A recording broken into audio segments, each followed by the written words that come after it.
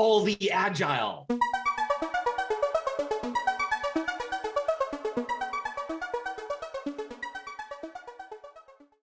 People don't like being given advice. And that's true sometimes, even if they're asking for it. What people often prefer is for you to confirm what they already believe, plan, think, or are doing.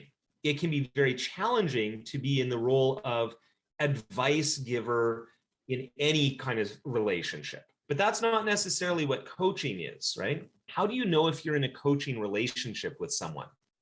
You know, if you think about yourselves, right? Like, what would you want if you were going to have a coach? It's not necessarily going to translate directly to what other people would want, but there's probably some common characteristics. You would want someone who has some experience, who's probably a good listener. And even though you might not know you would want it, you would want to have some explicit understanding that this person you're working with is indeed coaching you. This is the foundation, is to have some sort of coaching agreement. How do you know you're in a coaching relationship? You have a coaching agreement, and it's explicit. When you invite people to partake of your coaching services, one of the things that you can do is to say, hey, you know what?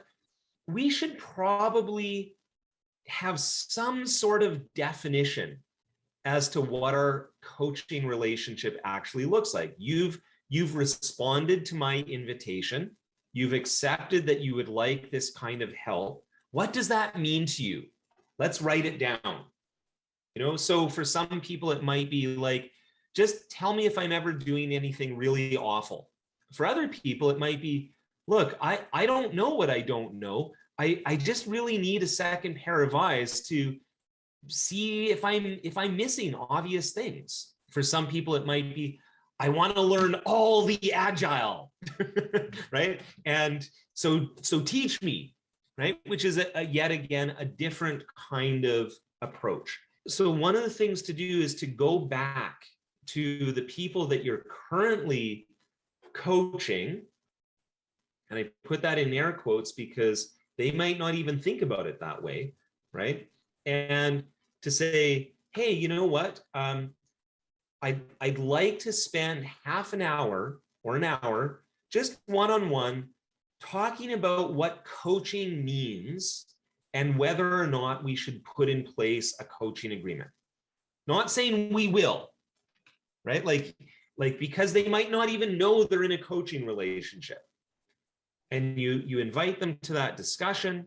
And then you start to talk through a short list of topics, which is like, what does coaching mean to you? What would you like to get out of coaching if we were to do it together?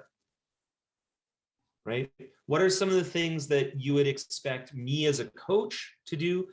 And by the way, there's some things I would expect you as a coachee to do as well. And to just make some notes about that. It can be very, very informal, right? So I'm going to illustrate this actually. What does coaching mean? And then someone might say, well, giving advice on specific problems. That might be all they know about coaching, right? Or they might go a little beyond that, showing me better ways to do things, right? So actually demonstrating, not just talking about it. So maybe that's the notes you take on that question. And then you might ask another question. What do you want help with if we start a coaching relationship? And again, this is going to be very dependent on the individual. I want to advance my career, or it might be really specific. I'm really struggling to have a good working relationship with 2 team members, right? Like, again, this is just whatever comes up.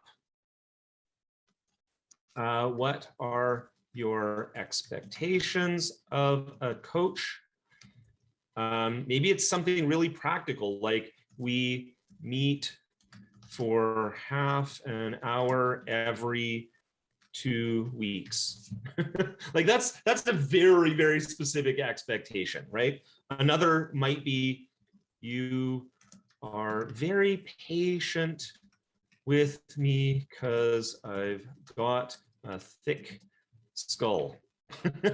As a coach, my expectations are, and then you might list some basic things, right? Like you give me feedback if I'm being helpful or not. You will do a best effort job to implement advice I give you. This is the core of it. What does coaching mean? What help does your coachee want, if any? What are their expectations and what are your expectations? And then, do we agree? A yes. Okay. And it should be freely given. You do want to sell it a little bit, right? Like, I'm here to help you. And if we do this, it'll be to your benefit. Because some people are completely happy to be independent learners. They're very self-motivated, and they don't need coaching in a sense. For many years, I felt like I was like that. More recently, I have gotten coaches myself, which has been great. But I needed to be in the right frame of mind. And for most of my career, I had time to do independent learning. I would read tons of books. I would have lots of conversations with people informally. I would, surf the web, watch videos, and I would do a lot of independent learning.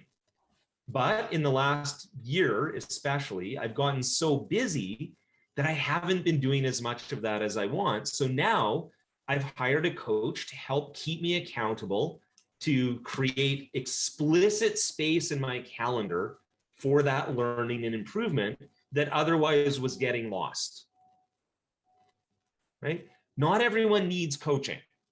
So it's an offer. Then you create this agreement, you invite people to it, but you don't force them into it.